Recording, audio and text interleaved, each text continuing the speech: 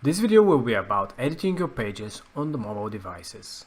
So you have your desktop version, you worked on it, you modified the different things, and you want to modify things on how your website looks on mobile for some reason. By default, you can click on the phone view, and by default everything looks pretty well.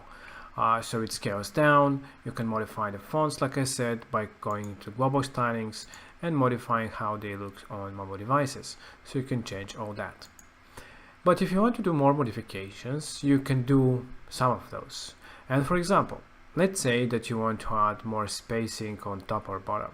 So you can add a spacer or any other widget into your design, and you can adjust it just like this.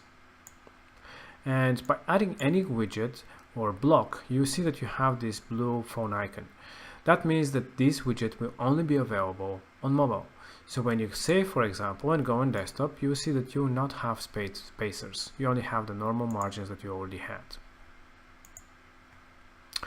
Alright, so what else you can do? You want to modify the looks and things like this. Keep in mind that if you modify anything here, you'll change it also on desktop view. So if you want to completely modify this section, for example, you can simply copy it and then hide it for phone and from tablet. So this way, now you don't have this section anymore on mobile, but you can use the copied one, just add it into your design. And as you can see, it has the mobile only tag, meaning that this whole section will not be visible on desktop anymore. It will show the normal hidden one. So now here you can modify. Let's say that you make it in the middle. You want to add it in the middle again. Maybe add, I don't know, social media for some reason. I don't know, just to make it more interesting and different. Something like this. And you can completely modify it freely. And then you can click on Save Changes. Now this is your mobile top part now. And as you can see on desktop, again, it is all the same. It doesn't change. Okay, so you can this way modify and add different things into your blocks, hide the ones that you don't want, and yeah, and add different elements and different blocks that are unique. So this way you can hide different things and show specific ones that you like.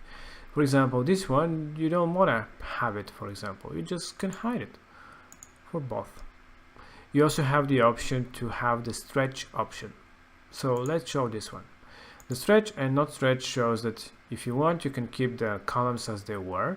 In this case, it's not really good to have them like this, but I don't know, maybe if you have them smaller text or something. But yeah, just an example. Here you can modify different things again, spacings, etc., add different things. And as you can see, it's really, by default, it scales very well. It's minor things that you can adjust here and there, hide a few sections, add different things to the mobile to make it more usable for your users.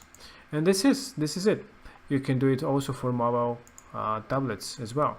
So for tablets, you can adjust different things, but by default, I think it looks pretty well the way it is. But again, if you want to add different things, you can do and hide things on mobile or on tablet only, so you can play around and create a completely different design for mobile devices. So this is it, how simple it is to build your designs on phone and tablet as well.